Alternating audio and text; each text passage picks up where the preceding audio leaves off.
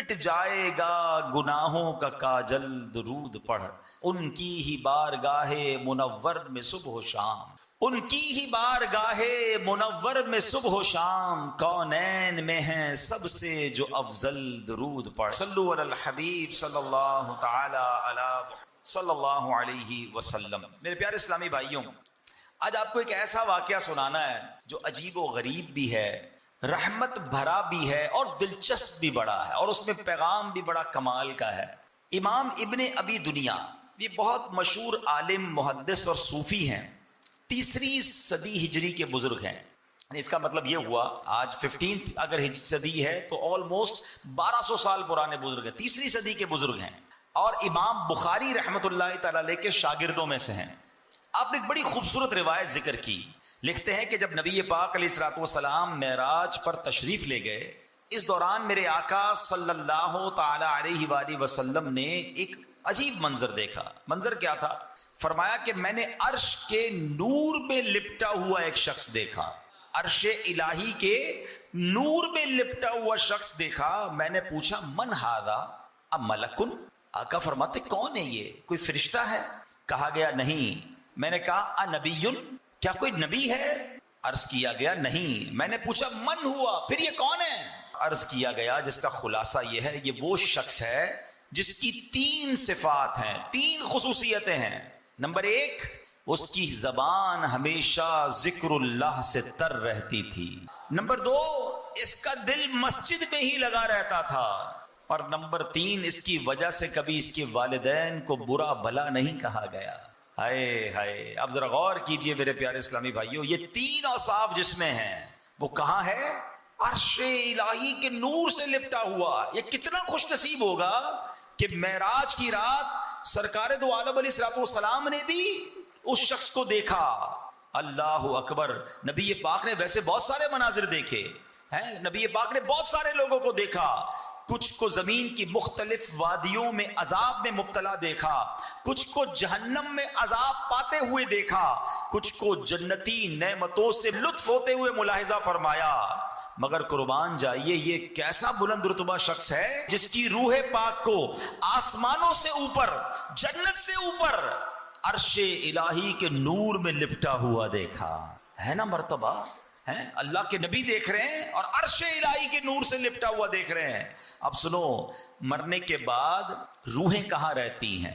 مختلف سٹیجز ہیں، مختلف مقامات ہیں، بڑی دلچسپ معلومات ہے۔ بہار شریعت یہ کتاب لکھی مفتی امجد علی اعظمی صاحب نے، اگر آپ نے نہیں پڑھی تو یہ کتاب ضرور پڑھیں، خاص طور پر اس کا جو پہلا چیپٹر ہے، پہلا حصہ ہے، بڑا امیزنگ ہے، جس میں ایمانیات کے بارے میں، قیامت کے بارے میں اور بہت اہم معلومات ہے۔ بہار شریعت میں ہے مرنے کے بعد مسلمان کی روح حسب مرتبہ مختلف مقاموں میں رہتی ہے۔ دنیا میں بھی ہوتا ہے نا، غریب آدمی کا علاقہ الگ ہوتا ہے، مڈل کلاس کا الگ ہوتا ہے، اپر لیول کا الگ ہوتا ہے، اور اپر لیول کا بہت اپر ہوتا ہے۔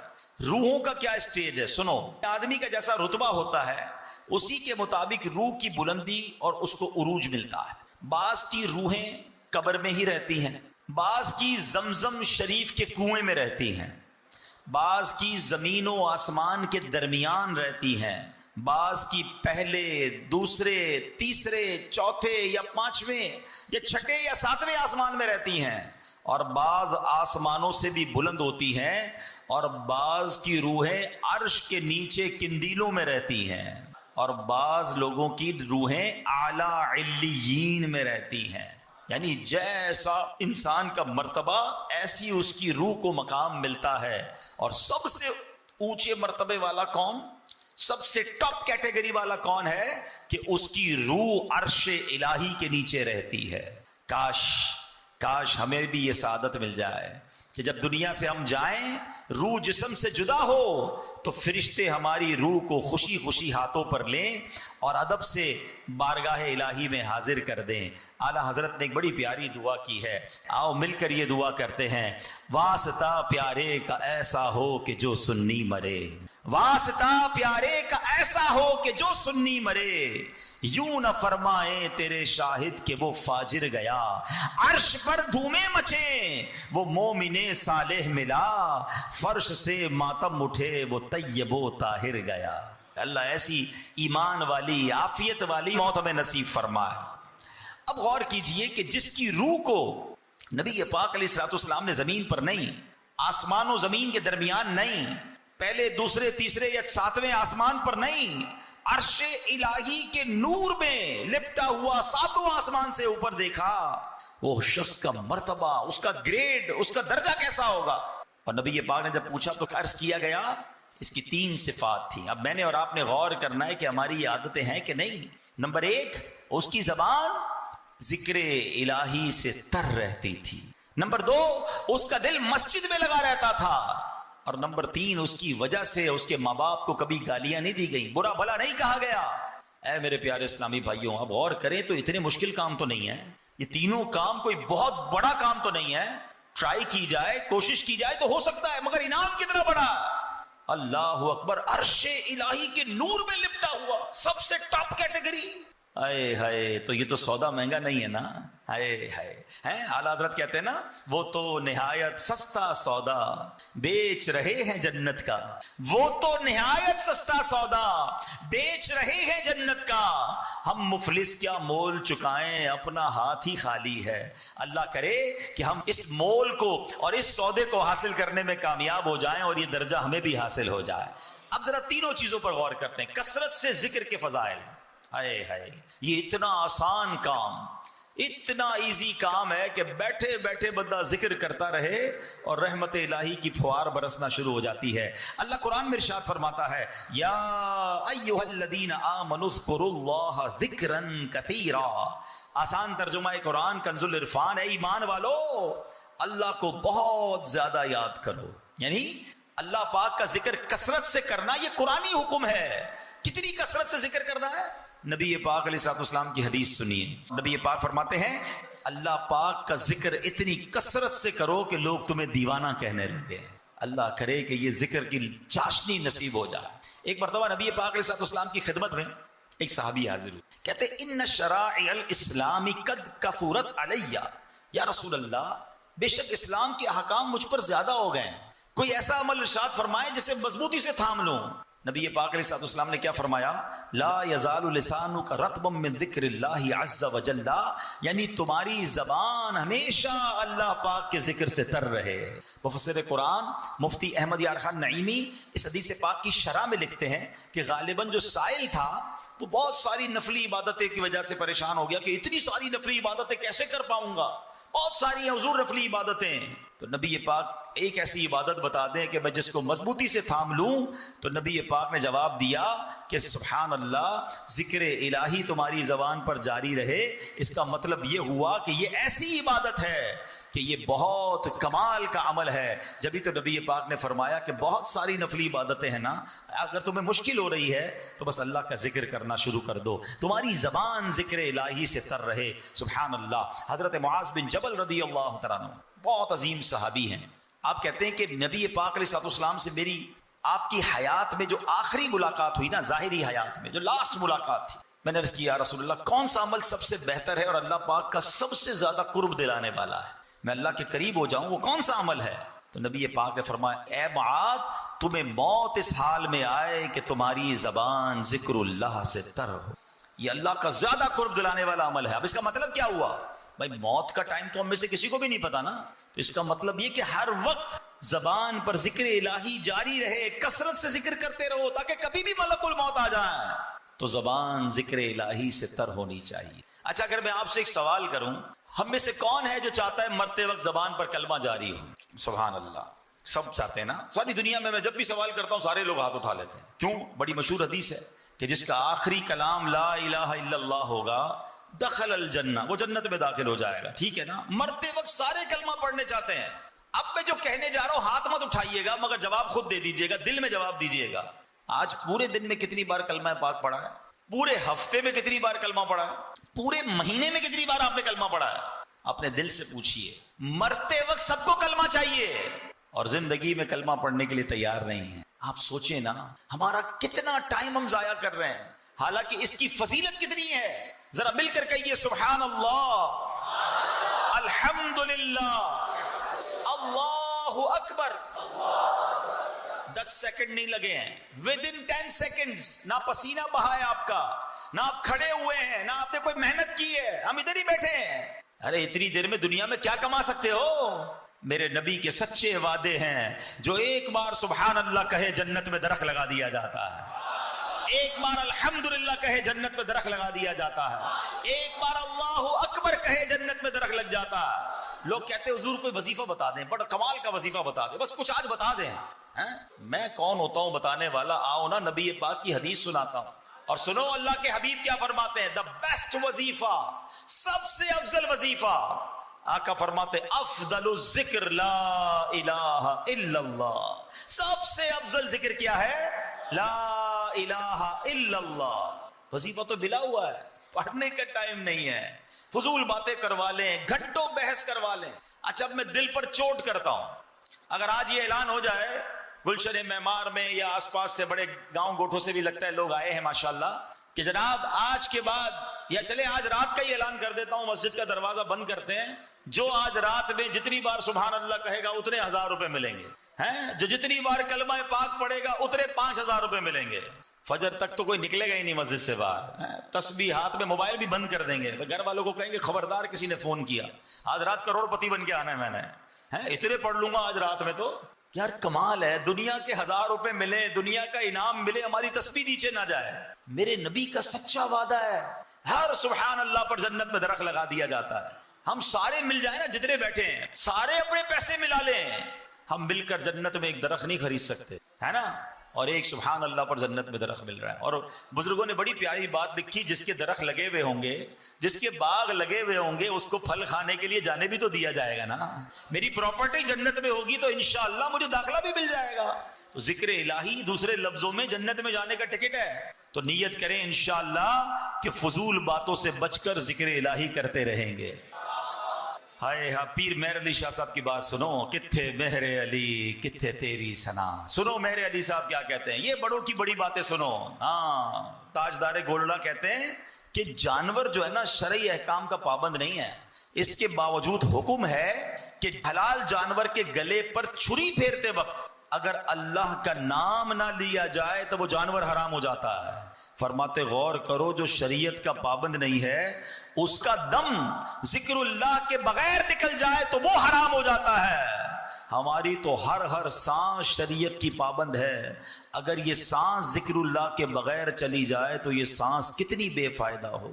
ہے نا گہری بات، دل پر چوٹ کرنے والی بات ہے کہ جانور شریعت کا پابند نہیں، لیکن اگر اس کا دم نکلتے وقت اس پر ذکر الہی نہ کیا جائے تو وہ حرام ہو جاتا ہے. حلال جانور حرام ہو جاتا ہے، نہیں کھا سکتے آپ اسے، استعمال نہیں کرتے. تو ہم تو شریعت کے پابند ہیں، ہماری کتنی سانسیں ذکر الہی کے بغیر ضائع ہوتی ہیں. پتہ ہے ہم روزانہ کتنی سانسیں لیتے ہیں؟ ایک کیلکولیشن کے مطابق ہم 17,000 سے لے کر 30,000 مرتبہ سانس لیتے ہیں ایک دن میں. اب غور کریں، پہلے تو یہ سوچو یار یہ سانس کتنی بڑی نعمت ہے. کبھی سانس روکی ہے؟ کبھی طبیعت خراب ہو، جس کو دما کا مرض ہے نا، کبھی اس کو دیکھنا. آئے ہائے اللہ میرے تمام دما کے مریض اسلامی بھائیوں بہنوں کو شفا عطا فرما. سردیوں میں ان کو بڑی تکلیف ہوتی ہے، اور جس کی سانس اٹک جائے نا، کووڈ کے زمانے میں آپ نے دیکھا ہوگا، آکسیجن لگا رہے ہیں، سانس نہیں آ رہی ہے، دم گھٹ جائے، کبھی چوک لگ جاتا ہے. کبھی دیکھا ہوگا آپ نے کچھ کھاتے پیتے میں، کئی کھانے میں کوئی ایسی بے احتیاطی ہو جائے یا باتیں کرتے کرتے کھانا کھائیں تو کہتے ہیں نا سانس کی نالی میں لقمہ چلا گیا یا کوئی دانا چلا گیا، جان نکل جاتی ہے تھوڑی دیر کے لیے. لوگ پیچھے سے مار رہے ہوتے ہیں، سانس آ جائے کسی طرح، یعنی اس وقت احساس ہوتا ہے کہ ایک سانس کتنی قیمتی ہے. روزانہ 17,000 بار بغیر اللہ کا شکر ادا کیے. ہم کون شکر ادا کرتا ہے؟ یہ 17,000 سانسیں اندر بھی گئیں. اور جو زیادہ سانس لیتے ہیں، جن کی جناب بھاگ دوڑ کی عادت ہے، کہتے ہیں کہ کیلکولیشن ہے کہ 17,000 سے لے کر 30,000 تک بیچ میں کوئی بھی کیلکولیشن بن سکتی ہے. کوئی 18,000 لیتا ہوگا، کوئی 20,000 سانسیں. 20,000 سانسیں اندر گئیں روز. 20,000 بار باہر نکلی، ایک بار رک جائے تو زندگی ختم ہو جائے گی. سانس رکے زندگی ختم، سانسیں ہی تو زندگی ہے نا. آ گئی تو زندگی، چلی گئی تو موت ہے، یہی تو سانس ہے. خدا کی قسم روز 17,000 بار تو شکر ادا کرنا چاہیے تھا، مگر یہ زبان ہے جو شکوے کرتے نہیں تھکتی ہے. بغیر پیسوں کے اللہ نے سانس دی ہے، ہر سانس پر ٹیکس لگا دیا جائے. پیسے ہی نہیں رکھتے نا، فری میں اندر بھی جا رہی ہے، باہر بھی نکل رہی ہے، آکسیجن اندر، کاربن ڈائی آکسائڈ باہر. میرا موضوع نہیں ہے، ورنہ میں نے ایک بیان اس پر کیا تھا، کبھی موقع ملے گا دوبارہ آپ کو بتاؤں گا کہ آپ اگر جو سائنس کے اسٹوڈنٹ ہیں نا ان سے پوچھئے گا، انٹرنیٹ پہ اب تو سرچ کر لیں، بڑا آسان ہو گیا ہے، کہ اس ہوا سے آکسیجن نکالنا اور کاربن ڈائی آکسائڈ کو الگ کرنا یہ کتنا مہنگا کام ہے، یہ پورا پلانٹ ہے. کووڈ کے زمانے میں مشینیں آئی تھی نا کہ جناب جس کے ذریعے آکسیجن ملتی تھی، کیا تھا؟ پورا پلانٹ تھا نا. اللہ نے اندر یہ پلانٹ فٹ کیا ہوا ہے، کوئی قیمت نہیں دے رہے، ہم فری میں سانسیں آ رہی ہیں. وہ بڑا مشہور ایک عرب شریف کے ایک بندے کی پوسٹ مشہور ہوئی تھی کہ ایک بندہ جو تھا اس کو پرابلم آیا سانس کا کووڈ کے زمانے میں، تو 18-20 دن ہاسپٹل میں رہا. اس کا بل بن گیا پاکستانی کوئی 25-30 لاکھ روپے. بہت مالدار آدمی تھا. جب بل ہاتھ میں آیا تو رونے لگا. ڈاکٹر سمجھے پیسے نہیں ہیں، کہ بھائی جان اگر پیسے نہیں ڈسکاؤنٹ دے دیتے، رو کیوں رہے ہیں؟ کہتے پیسے بہت ہیں میرے پاس، مگر میں یہ سوچ رہا ہوں 18-20 دن ہاسپٹل میں رہا، میرا 15-20 لاکھ روپے بل بن گیا. مجھے اللہ نے 72 سال سے فری میں سانسیں دی ہیں، فری میں آکسیجن دی ہے. میں اللہ کا کتنا بڑا مقروض ہو گیا ہوں، میں ادھر کیسے جواب دوں گا؟ اور یہ تو ایک نعمت ہے، آنکھوں کا جواب، زبان کا جواب، ہضم ہو رہا ہے، پی رہا ہوں پانی فری میں، ہاتھ کام کر رہے ہیں، زبان کام کر رہی ہے، سن رہا ہوں پراپرلی. کس نعمت کا شکر ادا، کیسے جواب دوں گا؟ اور پھر کہتے مجھے اللہ نے دیا نہیں کچھ، پھر کہتے میں پیچھے رہ گیا، پھر شکوے شکایت نہ کرو. ایسا کم از کم ذکر تو کر لو یار، اس مالک کو یاد تو کر لو، اس اپنی زبان کو تو اس کے ذکر سے تر کر لو. اس کا بھی ٹائم نہیں. کاش پیر میر علی شاہ صاحب والی بات سمجھ آ جائے کہ جانور جو شریعت کا مکلف نہیں، اس پر اللہ کا نام نہ لو ذبح کرتے وقت وہ حرام ہو جاتا ہے. وہ ارے تمہارا دم بغیر ذکر کے نکل گیا تو کیا کرو گے؟ ایسی تو زندگی گزارے نا کہ اللہ کرے مرتے وقت زبان پر کلمہ جاری ہو جائے. جس کی زبان پر کلمہ آتا ہی نہیں وہ مرتے وقت کیسے پڑھے گا؟ جو پورے دن میں اللہ کو یاد نہیں کرتا وہ مرتے وقت کیسے کلمہ پڑھے گا، کیسے ذکر الہی کرے گا؟ سوچو نا. آپ نے دیکھا ہوگا، چلے میں ایک اور آپ کو مثال کے ذریعے سمجھاتا ہوں. ماشاءاللہ جن کی زبان پر ذکر و درود جاری ہوتا ہے نا، جب ان کو کوئی ڈیفیکلٹ ٹائم آتا ہے نا، کوئی مشکل وقت آتا ہے، گاڑی کا ایکسیڈنٹ ہوتے ہوتے بچ جاتا ہے، کوئی دھکا لگتا ہے، کوئی ٹینشن آتی ہے، فوراً زبان سے کیا نکلتا ہے؟ یا اللہ، یا رسول اللہ، لا الہ الا اللہ. کیوں؟ عادت ہے. اور جن کی گالیوں کی عادت ہے، جن کی معاذ اللہ بری باتیں کرنے کی عادت ہے، ہم نے دیکھا ہے ان کی گاڑی سٹاپ ہوتی ہے، جھٹکا لگتا ہے، فوراً زبان سے گالی نکلتی ہے. کیوں؟ کیونکہ جو اندر ہوتا ہے نا تو وہ باہر نکلتا ہے. یاد رکھیے گا، مرتے وقت ہمیں ایک جھٹکا لگے گا، ایک موت کا جھٹکا ہوگا، اور جو اندر ہوگا اگر وہ باہر آ گیا تو پھر کیا ہوگا؟ اندر ایسا بھر لو، اپنے دل کو ایسا صاف کر لو، ذکر الہی کے ایسے عادی بن جاؤ کہ جب موت کا جھٹکا لگے تو میری زبان سے کلمہ پاک نکل جائے. تمنا کیا ہے؟ میں سو جاؤں یا مصطفیٰ کہتے کہتے، کھلے آنکھ صلی اللہ کہتے کہتے. اچھی عادتیں پتہ کیسے کام آتی ہیں؟ پچھلے دنوں میں ایک بات پڑھ رہا تھا، کیا کمال کی بات تھی، ایمان تازہ ہو گیا. سنت طریقہ کیا ہے؟ سیدھے ہاتھ سے دو، سیدھے ہاتھ سے لو، ٹھیک ہے نا؟ آج نہیں ہے لوگوں کو اس سنت کی فکر ہی کوئی نہیں ہے. الٹے ہاتھ سے دے رہے ہیں، الٹے ہاتھ سے لے رہے ہیں، الٹے ہاتھ سے کھا رہے ہیں، الٹے ہاتھ سے پی رہے ہیں. nobody care about. ہم نے پیر و مرشد سے سیکھا، امیر اہل سنت سے، کہ آپ عادت کیسے بناتے ہیں. آپ اپنی اور اپنے بچوں کی عادت پتہ کیسے بنا سکتے ہیں؟ آپ سیدھے ہاتھ سے کوئی چیز دیں اور اگلے سامنے والے نے الٹا ہاتھ آگے بڑھائے نا، آپ واپس لے لیں کہ نہیں پہلے سیدھا ہاتھ. اب وہ سیدھا ہاتھ بڑھائے تو دے دیں اس کو یاد رہ جائے گا نا کہ یار سیدھے ہاتھ سے لینا ہے. کمال کی بات سنو گے، ایمان تازہ ہو جائے گا. بزرگ کہتے ہیں سیدھے ہاتھ سے ہر چیز دینے اور لینے کی عادت بناؤ، جب قیامت کے دن تمہیں نامہ اعمال دیا جائے گا تمہارا سیدھا ہاتھ ہی آگے بڑھ جائے گا، اور جس کو سیدھے ہاتھ میں نامہ اعمال مل گیا اس کی مغفرت کر دی جائے گی. چاہیے نا سیدھے ہاتھ میں نامہ اعمال، تو دنیا میں سیدھا ہاتھ استعمال کرو نا اچھی چیزوں کے لیے. ادھر فکر ہی کوئی نہیں ہے. ایک اور کمال کی بات، اٹھنے کی جو دعا ہے کیا ہے؟ الحمدللہ الذی احیانا بعد ما اماتنا والیہ النشور. کیا پیاری دعا. اللہ یہ دعا ہی سمجھ آ جائے نا تو ایمان تازہ ہو جاتا ہے. اس بندے کو میسج مل رہا ہے، اس رب کی مہربانی، اس رب کا شکر جس نے مرنے کے بعد مجھے زندہ کیا. احیانا بعد ما اماتنا. اب یہاں ایک اور بھی بات ہے جناب، میں مر کے تو زندہ نہیں ہوا، میں تو سو کے کھڑا ہوا ہوں. یہی تو میسج ہے، تم روز موت کے قریب جا کر واپس آ رہے ہو. جب سوتے ہیں تو کیا ہوتا ہے؟ کچھ نظر آتا ہے؟ کون آیا، کون گیا، کیا ہوا، کچھ پتہ نہیں، ایسے بے سود ہو کے سوتے ہیں. یہی تو موت آئے گی تو بندہ سوچے سوتے وقت کہ ایک دن ایسا سوؤں گا کہ پھر اٹھوں گا نہیں. ہر روز صبح اٹھ کے اللہ کا شکر ادا کرے کہ اللہ ایک اور چانس دے دیا، ایک اور دن دے دیا، ایک اور دن دے دیا توبہ کے لیے. الحمدللہ الذی احیانا بعد ما اماتنا والیہ النشور. اس رب کی مہربانی، شکر، تعریف اس رب کی جس نے مجھے مرنے کے بعد پھر زندہ کیا. والیہ النشور، اسی کی طرف لوٹ کر جانا ہے. علماء کہتے ہیں جو اس دعا کا عادی ہوگا نا، جب قیامت کے دن قبر میں اس کی آنکھ کھلے گی، وہ اٹھے گا، پھر اس کی زبان پر یہ دعا جاری ہو جائے گی. اور جو صبح قیامت یہ دعا پڑھتا ہوا اٹھے گا، بن گیا نا اس کا کام، اللہ کا نام لیتے ہوئے اٹھے گا نا. تو یہ ہے اچھی عادتوں کے فائدے. نہ ذکر کرتے ہیں، نہ کلمہ پڑھتے ہیں، نہ درود پڑھتے ہیں، بری باتیں. اور پھر کہتے ہیں مشکل دور نہیں ہو رہی، ٹینشن دور نہیں ہو رہی، مرتے وقت کیسے کلمہ نصیب ہوگا. اللہ کرے کہ آج یہ بات میں بھی طے کر لوں اور آپ بھی طے کر لیں کہ اب انشاءاللہ فضول باتوں سے بچ کر اللہ کے ذکر سے اپنی زبان کو تر رکھیں گے انشاءاللہ. اللہ اکبر. اب ذکر اللہ کی عادت کیسے بنائیں؟ ہاں یہ ذرا آپ زبردست بات کر لیتے ہیں. حضرت موسیٰ علیہ السلام نے اللہ کی بارگاہ میں عرض کی، یا اللہ مجھے کوئی ایسی عبادت بتا، میں کوئی ایسی عبادت کرنا چاہتا ہوں جس میں مجھے مشقت اٹھانی پڑے، میرے لیے بھاری ہو. اللہ والوں کی باتیں ہیں، کیا کمال کے لوگ ہوتے تھے.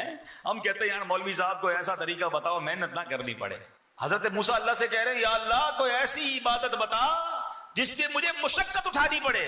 اب دیکھیں رب کی طرف سے ارشاد کیا ہوا ہے، موسیٰ بلند آواز سے میرا ذکر کیا کرو. حضرت موسیٰ کو کیا تکلیف ہونی تھی، آپ نے اللہ کا ذکر کرنا شروع کیا. جتنا ذکر کرتے گئے اتنا مزہ آتا گیا، اتنا لطف آتا گیا. آپ اور ذکر کرتے گئے اور ذکر کرتے گئے.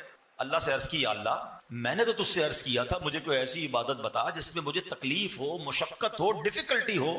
میں تو ذکر کیے جا رہا ہوں، مزے کو مزہ آ رہا ہے. ارشاد ہوا، اے موسیٰ یہ تو آپ پر میری مہربانی ہے کہ آپ کو میرے ذکر میں لذت آتی ہے، ورنہ فرعون کو دیکھیے، اس نے اپنا تاج و تخت، قوت و سلطنت سب برباد کر لیا، دریا میں غرق ہو جانا منظور کر لیا، مگر ایک مرتبہ بھی میرا نام اپنی زبان پر لانا گوارا نہ کیا. اس کا مطلب پتہ ہے کیا ہوا؟ کہ خوش نصیب وہ ہے جسے ذکر کی توفیق ملتی ہے، جسے ذکر میں لطف آتا ہے، جسے ذکر کرنے کا جی چاہتا ہے. ورنہ آج کے دور میں تسبیح بڑی بھاری لگتی ہے، اٹھتی نہیں ہے تسبیح، فوراً جیب میں رکھ لیتا ہے انسان. موبائل چھوڑنے کا جی نہیں چاہتا. موبائل ذکر کرنا ہے تو موبائل چھوڑنا پڑے گا نا. نہیں میں تھوڑا اور موبائل میں لگ جاؤں، تھوڑا اور ٹی وی، تھوڑا اور معاذ اللہ فلمیں، ڈرامے، دوستوں کی گپ شپ چھوڑنے کا جی نہیں چاہتا. ایک تو منہ میں پان، گٹکا، نہ جانے کیا کیا آپ رکھتے ہیں کہ جناب وہ نکالیں گے تو ذکر کرو گے نا. امیر اہل سنت بڑی پیاری بات فرماتے ہیں. آپ فرماتے ہیں پان اینٹی درود ہے، اس لیے میں پان نہیں کھاتا، کیونکہ منہ میں جتنی دیر پان ہوگا اتنی دیر درود نہیں پڑھ سکوں گا. اپنے آپ کو بیزی ایسا کر لیا ہم نے کہ اب ذکر و درود پڑھنا مشکل ہو گیا ہے. تو نہ کریں میرے پیارے اسلامی بھائیوں، اپنے آپ کو ان فضولیات سے بچائیں، اور سبحان اللہ جس کو ذکر میں مزہ آ رہا ہے وہ اللہ کا شکر ادا کرے. ذرا کہو تو صحیح سبحان اللہ، الحمدللہ، اللہ اکبر، لا الہ الا اللہ، محمد الرسول اللہ، سبحان اللہ وبحمدہ، سبحان اللہ العظیم. ہائے ہائے کیسا پیارا ذکر ہے، کرتے جاؤ ایسا لگتا ہے رحمت کے دریا میں تیر رہے ہو. جس کو نہیں مزہ آ رہا نا وہ چیک کرے کہ اندر بیماری ہے، مجھے ذکر میں کیوں لطف نہیں آ رہا، مالک کا نام لیتے ہوئے مزہ نہیں آ رہا. اللہ کا نام پتہ ہے کیسا ہے؟ ہاں اللہ کے نام کے راز بھی کمال کے ہیں. اللہ لکھو نا، الف لام لام ہا، الف نکال دو کیا بن جائے گا؟ للہ. لام نکال دو، لہو، پھر اللہ کی طرف اشارہ ہے. ایک اور لام بھی نکال دو، ہو، پھر بھی اسی کی طرف اشارہ ہے. اور لفظ اللہ کا ہر لفظ اللہ کی طرف ہمیں توجہ دلاتا ہے. کاش یہ لفظ دل پر نقش ہو جائے اور اپنے رب کے ذکر کا لطف اٹھانا ہم شروع کر دیں.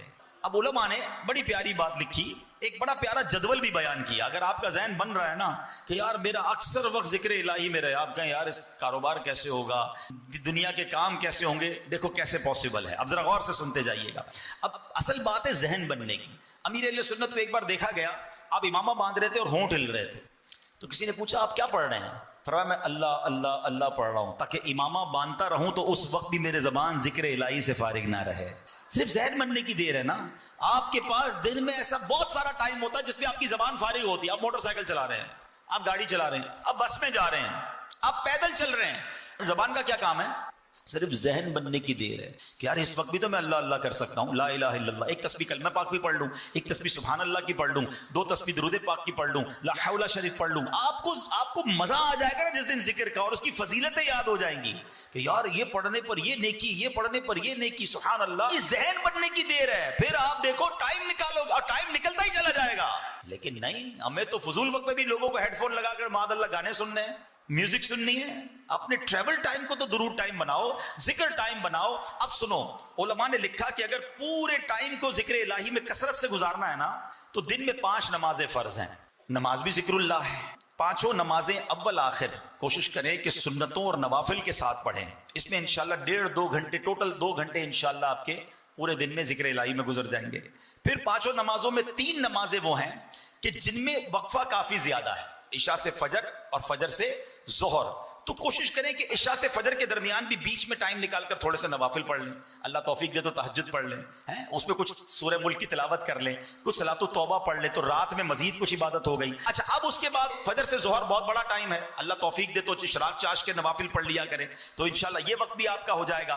اب نمازوں کے بعد، ہر نماز کے بعد تسبیح فاطمہ پڑھیں، 33 بار سبحان اللہ، 33 بار الحمدللہ، 34 بار اللہ اکبر. ایک تسبیح کلمہ پاک کی پڑھ لیں، اللہ توفیق دے تو 100 بار درود پاک پڑھ لیں. تو یہ بھی آیت الکرسی پڑھ لیں. تو اب کیا ہوا، یہ ذکر و اذکار بھی آپ کی لائف میں، روٹین میں شامل ہو جائیں گے. سبحان اللہ. تو اس سے کیا ہوگا کہ آپ کے دن کا جو اکثر وقت ہے وہ ذکر الہی میں گزر رہا ہے، یا اللہ کی یاد میں گزر رہا ہے. خاص طور پہ جو فجر اور عصر کا وقت ہے نا، یہ بڑا خاص وقت ہے. اللہ قرآن میں فرماتا ہے وَسَبِّحْ بِحَمْدِ رَبِّكَ قَبْلَ طُلُوعِ الشَّمْسِ وَقَبْلَ غُرُوبِهَا. اور سورج کے طلوع ہونے سے پہلے اور غروب ہونے سے پہلے اپنے رب کی حمد کے ساتھ اس کی پاکی بیان کرتے رہو. تو اب سبحان اللہ ہمیں کرنا کیا چاہیے کہ ان 2 وقتوں میں خصوصیت کے ساتھ ذکر و اذکار مقرر کر لیے جائیں. فجر کے بعد اور عصر کے بعد تلاوت قرآن کی کچھ عادت کر لیں. امیر اہل سنت نے شجرہ شریف کی اوراد دیے ہیں عصر کے بعد پڑھنے کے، فجر کے بعد پڑھنے کے، وہ پڑھ لیں. اللہ بہت توفیق دے تو مغرب کے بعد اوابین پڑھ لیں. تو انشاءاللہ عز و جل اب جب آپ کیلکولیٹ کریں گے تو انشاءاللہ ہر تھوڑی دیر بعد آپ کو کوئی نہ کوئی عبادت، کوئی نہ کوئی ذکر، کوئی نہ کوئی اللہ کی یاد آپ کے روٹین میں شامل ہو جائے گی. اللہ اکبر.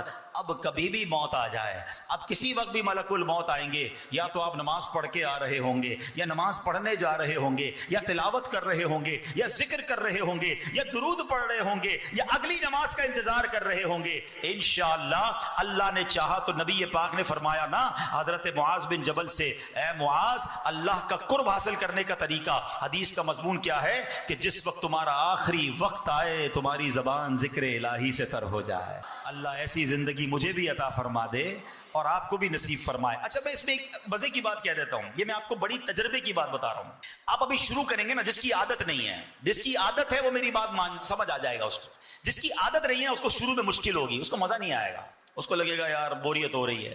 دیکھیں اس کو اس طرح سمجھیے، جب آپ کو بخار ہوتا ہے، کئیوں کو بخار ہوتا رہتا ہے، طبیعت خراب ہو جائے، کھانا اچھا لگتا ہے؟ بتاؤ نا. آپ کے گھر والے آپ کی فیوریٹ ڈش بنا دیں، آپ کو بریانی پسند ہے وہ بریانی بنا دیں، آپ کو جو میٹھا گاجر کا حلوہ پسند ہے وہ بنا دیں. منہ میں پانی نہیں آ رہا ہو، ٹھیک ہے نا، سمجھانے کے لیے بتا رہا ہوں. تو پھر کیا ہوگا، اس دن بخار ہو، منہ کڑوا ہو، اپنا پسند کا حلوہ بھی اچھا نہیں لگتا، اپنی پسند کی بریانی بھی اچھی نہیں لگتی، بلکہ گھر والے بھی اچھے نہیں لگتے. ایسا ہی ہے. مگر کیا گھر والوں کو چھوڑ کے بھاگ جاتے ہو، بچوں کو گھر سے باہر نکال دیتے ہو، یا کھانا چھوڑ دیتے؟ نہیں، بندہ کہتا ہے منہ کڑوا بے شک ہے، کھاتے رہو، دوائی بھی لیتے رہو. تھوڑے دنوں بعد جب طبیعت ٹھیک ہو جائے گی تو بریانی بھی اچھی لگے گی، گاجر کا حلوہ بھی اچھا لگے گا، بچے بھی اچھے لگیں گے. ہمیں پتا ہوتا ہے بیماری ہے، جیسے ہی بیماری دور ہوگی یہ سب چیزوں کا ٹیسٹ آنا شروع ہو جائے گا. ایسا ہی ہے. جس کو تلاوت کا ٹیسٹ نہیں آ رہا، جس کو ذکر کا لطف نہیں آ رہا، جس کو درود میں چاشنی نہیں مل رہی، جس کو نعت سن کر آنکھوں میں آنسو نہیں آ رہے، خدا کے واسطے چھوڑ کر مت چلے جانا. پڑھتے رہنا، ذکر کرتے رہنا. تھوڑے دنوں بعد آپ محسوس کریں گے بیماری دور ہو رہی ہے، لذت آنا شروع ہو گئی ہے، لطف آنا شروع ہو گیا ہے، آنسو نکلنا شروع ہو گئے ہیں، چاشنی ملنا شروع ہو گئی ہے. خدا کی قسم، جن کو ذکر الہی کا لطف آ جائے نا، جن کو درود پڑھنے کی چاشنی مل جائے، جن کو تلاوت کا شوق مل جائے، جن کو دعا کی لذت مل جائے، پھر ان کا دل بھرتا نہیں اللہ کی عبادت سے. تو آج یہ نیت کرنا ہے کہ ابھی شروع میں لطف آئے نہ آئے، ہمیں اس کی لذت ملے نہ ملے، انشاءاللہ آج سے ہم کثرت سے ذکر الہی کرنا شروع کر دیں گے انشاءاللہ. ہمارے نیک اعمال میں بہت سارے وظائف امیر اہل سنت نے عطا فرمائے ہیں، انشاءاللہ اس کو بھی کریں گے. دیکھیں ماشاءاللہ خصوصی اسلامی بھائی بھی نیت کر رہے ہیں نا انشاءاللہ. یہ ہے آپ کی میری دعوت اسلامی، جن کو ماشاءاللہ نہ بولنا آتا ہے نہ سننا آتا ہے. یہ ہمارا پورا بیان ان کو اشاروں کے ذریعے سمجھا رہے ہیں، اور ماشاءاللہ ہمارے وہ بھائی بھی نیت کر رہے ہیں کہ اب وہ اشاروں سے اللہ کا ذکر کریں گے. یار ان کو دیکھ کر کتنا شکر ادا کرنے کا جی چاہتا ہے. یہ اللہ کا ذکر بھی اشارے سے کریں گے، زبان سے نہیں کر سکتے. مجھے زبان دی ہے پھر بھی میں اللہ کا ذکر نہ کروں، یار خدا کی قسم شرم آنی چاہیے. جس اللہ نے زبان دی ہے ذکر کے لیے، وہ زبان ذکر کیوں نہیں کرتی؟ یہ بے حیائی کی باتوں کے لیے تو زبان نہیں دی، بری باتیں سننے کے لیے تو کان نہیں دیے، یہ آنکھیں حرام دیکھنے کے لیے تو اللہ نے نہیں دی. وہ پنجابی شاعر کہتے ہیں نا، دل یاد لئی بنایا ہے تعریف لئی زبان، دل یاد لئی بنایا ہے تعریف لئی زبان، اکھیاں بنائیاں سونے دے دیدار واسطے، اکھیاں بنائیاں. صلو علی الحبیب. ذکر الہی اور درود پاک طے ہو گیا انشاءاللہ. فضول باتوں سے بچیں گے انشاءاللہ. روزانہ کثرت سے درود پڑھیں گے، روزانہ کثرت سے کلمہ پاک پڑھیں گے انشاءاللہ. آپ بس ذکر میں دل لگا لو. آپ اگر یہ ذہن بنا لو نا، ہر سبحان اللہ پر جنت میں درخت لگ رہا ہے، ہر درود پر 10 رحمتیں، 10 گناہ معاف، 10 درجے بلند. اور اپنے آپ کو چوٹ دیا کرو کہ یار پیسے ملتے تو پڑھتا کہ نہیں پڑھتا ہے، اور اب نہیں پڑھ رہا، تو پھر انشاءاللہ ذہن بن جائے گا انشاءاللہ. اب آتے ہیں، 3 کام تھے نا. یہ تو ہو گیا ذکر الہی. اس نور والے نور میں لپٹے ہوئے آدمی کے 3 اوصاف تھے نا. اس کی زبان ذکر الہی سے تر رہتی تھی. دوسرا اس کا عمل کیا تھا؟ اس کا دل مسجد میں لگا رہتا تھا. ہائے ہائے، بخاری اور مسلم کی حدیث ہے، قیامت کے دن وہ 7 لوگ جو اللہ کے عرش کے سائے میں ہوں گے، ان میں ایک وہ ہوگا جس کا دل مسجد میں لگا رہتا ہے. اللہ کے عرش کا سایہ سمجھتے ہو؟ سورج 1 میل پر، زمین تابے کی، گرمی سے برا حال، اور اللہ کے عرش کے سائے کے سوا کوئی سایہ نہیں ہوگا. جو 7 قسم کے خوش نصیب ہوں گے، ان میں ایک وہ ہے جس کا دل مسجد میں لگا رہے. اس کا مطلب کیا ہے؟ علماء نے لکھا کہ ایک تو مسجد میں نمازوں کے لیے جاتا رہے، اور جب مسجد سے گھر جائے نا، کاروبار پر جائے، باہر جائے، پھر دل مسجد میں لگا رہے. یار آپ اگلی نماز کب ہوگی؟ کچھ لوگوں کا دل کہاں ہوتا ہے؟ گھر لگا ہوتا ہے. یار گھر کب جائیں گے؟ جلدی کاروبار ختم ہو، گھر جانا ہے، بچے ہیں، فیملی ہے. جیسا گھر جانے کا جی چاہتا ہے نا، گھر میں دل لگا رہتا ہے. کاش ہمارا مسجد میں دل لگا رہے کہ ہر تھوڑی دیر بعد یہی خیال آئے کہ مسجد میں کب جانا ہے. اب یہاں پرابلم یہ ہے کہ مسجد میں دل لگا رہنا یہ تو چند لوگوں کا معاملہ ہے، ورنہ بہت بڑی تعداد وہ ہے جن کا مسجد میں آ کر بھی بھاگنے کو جی چاہتا ہے. مسجد میں آتے ہیں تو بھی بے سکون ہوتے ہیں. مسجد میں آتے بھی ہفتے میں 1 بار ہے. کچھ لوگ تو جمعے کو ہی آتے ہیں نا، باقی آتے ہی نہیں ہے. اور بد نصیب کچھ تو ایسے ہیں جو جمعے کو بھی نہیں آتے، عید کی نماز میں آتے ہیں. 15 شعبان کو کیا ہوا؟ پوری مسجدیں بھر گئی، پورے کراچی کی، پوری دنیا کی مسجدوں میں رش. پھر 16 شعبان خالی ہو گئی. ایسا کیوں کرتے ہو بھائی؟ آئیں تو پھر آ جاؤ نا یار، کتنا سکون ہے اللہ کے گھر میں. تو اس بار نیت کریں کہ رمضانوں میں بھی آئیں گے، رمضانوں کے بعد بھی مسجد سے ہمارا انشاءاللہ رابطہ رہے گا انشاءاللہ. اب مسجد چھوڑ کے نہیں جائیں گے انشاءاللہ. ہاں، اللہ کے حبیب علیہ السلام کی حدیث سن لو، جن کا مسجد میں دل لگتا ہے. نبی پاک نے فرمایا، جس طرح کوئی شخص کھو جائے، اس کے گھر والے اسے تلاش کرتے پھرے مگر اس کا کہیں پتہ نہ چلے، پھر کافی عرصے بعد وہ کھویا ہوا شخص گھر واپس آئے تو جتنی خوشی ان گھر والوں کو ہوتی ہے، اللہ پاک اس بندے سے اتنا ہی خوش ہوتا ہے جو مسجد کو ذکر و نماز کے لیے اپنا گھر بنا لیتا ہے. گھر کا مطلب یہ نہیں بندہ ادھر ہی کھانا پینا رہنا شروع، مطلب یہ کہ اس کا دل یہی لگا، جس طرح گھر جانے کو جی چاہتا ہے اس کا دل بس مسجد میں لگا رہے، مسجد میں انشاءاللہ بسیرا رہے، مسجد میں آتا رہے. اس طرح کی روایتیں بھی ملتی ہیں کہ جو پابندی سے نماز پڑھنے آتا ہے، کسی دن غیر حاضر ہو، فرشتے ڈھونڈنے نکلتے ہیں اسے. ہائے ہائے کیسے خوش نصیب ہیں. تو اللہ مجھے بھی یہ توفیق دے، آپ کو بھی یہ توفیق دے کہ انشاءاللہ اب مسجد کے ساتھ ہمارا تعلق مضبوط ہوگا انشاءاللہ. وہ سارے عاشقان رسول میری بات غور سے سنیں. ادھر روتے یا اللہ کعبہ دکھا دے، مدینہ دکھا دے، تڑپتے ہیں. ادھر جا کے کتنی دیر بیٹھتے ہو مسجد نبوی شریف میں؟ کتنی دیر مسجد الحرام میں بیٹھتے؟ کیلکولیٹ کریں کہ پورے 24 گھنٹے میں کتنے گھنٹے بیٹھا. اب آپ کو لگ رہا ہوگا بہت دیر بیٹھا، کیلکولیٹ کر لیں کتنے گھنٹے. مشکل سے 3 گھنٹے 4 گھنٹے، بڑی بات ہو گئی تو 5 گھنٹے. یار گیا تو 24 گھنٹے کے لیے تھا. ٹھیک ہے، آرام کرنے کے لیے گھر چلے جاتے، روم میں چلے جاتے، باقی وقت کہاں گزرا؟ پرابلم پتہ ہے کیا ہے ہمارا؟ میں آپ کو بڑی گہری بات کرنے جا رہا ہوں، یہ میں تجربے کی بات کر رہا ہوں. ہماری مسجد میں بیٹھنے کی عادت ہی نہیں ہے. ہم پاکستان میں نہیں بیٹھتے تو وہاں جا کے کیسے بیٹھیں گے؟ ہمیں باہر گھومنے کا بہت شوق ہے. مسجد میں آدھا گھنٹہ بیٹھے پھر کھڑے ہونے کو جی چاہتا ہے. پھر ادھر ادھر بندہ دیکھتا ہے کوئی جاننے والا نظر نہیں آ رہا, کوئی دوست نظر نہیں آ رہا ہے. وہاں بھی یہی ہو رہا ہوتا ہے, ساتھی ڈھونڈیں گے, دوست ڈھونڈیں گے. مسجد نبوی میں بیٹھ کر بھی فضول باتیں. مسجد الحرام میں بیٹھ کر آدھے ایک گھنٹے کے بعد ہماری طبیعت بیٹھنے کو دیتی ہی نہیں ہمیں. اللہ کرے کہ مسجد والے بن جائے, مسجد میں سکون مل جائے, بیٹھے تو کھڑے ہونے کو جی نہ چاہے. اور یہ نصیب والوں کو ملتا ہے, شروع میں نہیں ملے گا. جو اس بار مکے مدینے جا رہے ہیں میری بات نوٹ کر کے جانا, اگر آپ مسجد الحرام میں بیٹھے, مسجد نبوی میں بیٹھے اور اٹھنے کو جی چاہے نا, پھر بٹھاؤ اپنے آپ کو. واش روم جانا ہے وضو کر کے پھر بٹھاؤ اپنے آپ کو. نیند آ رہی ہے پھر بٹھاؤ اپنے آپ کو. تھوڑے دن لگیں گے. میں نے کہا نا ابھی دل میں وہ رمق نہیں آئی ہے, ابھی وہ چیز اندر موجود ہے. جس دن یہ نکل گیا نا پھر دیکھو تو آپ کو مسجد نبوی کے بغیر چین ہی کہیں نہیں آئے گا.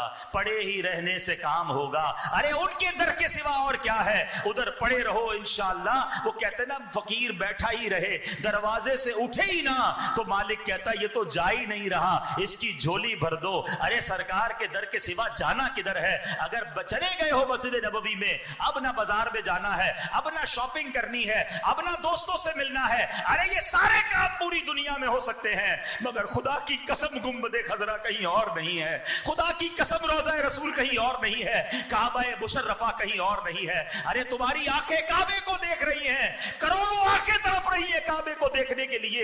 اگر تمہیں رب نے پہنچا دیا ہے تو کیوں کھڑے ہونا ہے؟ تھک گئے ہو تو وہیں بیٹھ جاؤ, پھر وضو کرو, پھر بیٹھ جاؤ. کبھی تلاوت کرو, کبھی تسبیح پڑھو, کبھی نوافل پڑھو, کبھی درود پڑھو. انشاءاللہ کچھ دن ضرور لگیں گے, مگر جب دل صاف ہوگا اس جگہ کی برکتیں دل پر طاری ہونا شروع ہوں گی. پھر دیکھو کیسی برکتیں ملتی ہیں. اللہ مجھے اور آپ کو اپنے وطن میں بھی مسجد میں بیٹھنا نصیب فرمائے, اپنے گھر میں بیٹھنا نصیب فرمائے, اور حرمین طیبین میں بھی اے اللہ ہمیں کثرت کے ساتھ مسجدین کریمین میں بیٹھنا نصیب فرما, برکتیں لوٹنا نصیب فرما. ہمیں اے اللہ سکون اطمینان کے ساتھ بیٹھ کر عبادتیں کرنے کی توفیق عطا فرما.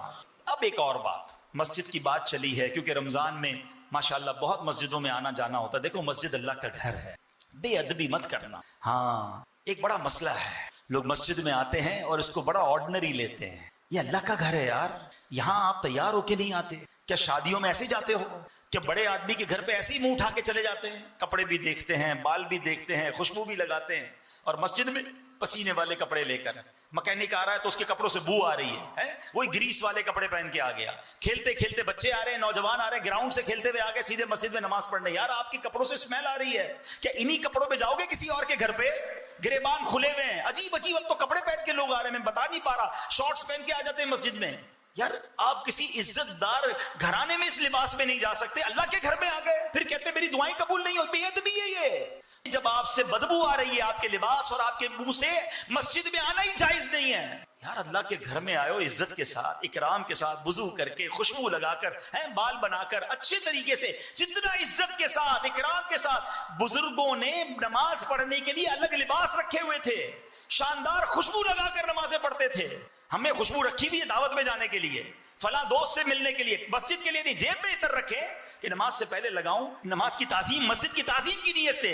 ارے یہ عزتیں آپ کو کدھر پہنچا دیں گی, آپ کو پتہ ہی نہیں ہے. اللہ کے گھر کا اکرام کرو, اللہ تمہاری جھولیوں کو بھر دے گا. تو رمضان میں اس بار یہ مت کرنا, آئیں ضرور مگر عزت کے ساتھ, محبت کے ساتھ, تیاری کے ساتھ. پھر مسجد میں آتے ہیں تو فضول بات کرتے ہیں. روایتوں میں آتا ہے مسجد میں دنیاوی بات کرنا نیکیوں کو ایسے کھا جاتا ہے جیسے آگ لکڑی کو کھا جاتی ہے. اب آئے نیکیاں کر دیں اور آ کے بھائی ہاں بھائی کیا چل رہا ہے آج کل, سب ٹھیک ہے, کاروبار کیسا جا رہا ہے, آج کل سونے کا دام, اچھا ہر کسی کو سونے کا ریٹ روز معلوم کرنا ہے. بھائی ہمیں بھی پتا ہے ریٹ بڑھ رہا ہے, لینا ہے نہیں پھر بھی ریٹ معلوم کرنا ہے. ہر دوسرے آدمی کو انٹرنیشنل آئل مارکیٹ چیک کرنی ہے, اسٹاک ایکسچینج کدھر جا رہی ہے. او بھائی تیرے لینا نہ دینا, ذکر اللہ کر لینا بھائی, اتنی دیر 4 بار کلمہ پڑھ لیتا, ایک تسبیح درود پاک کی ہو جاتی. بس ٹائم بہت ہے نا, فارغ بہت ہے, دنیا بھر کی جناب ڈسکس, وہ بھی مسجد میں آ کے کرنی ہے, تراویح کے دوران کرنی ہے, اعتکاف کے اندر کرنی ہے. اور پھر مسجد میں ہنسنا کب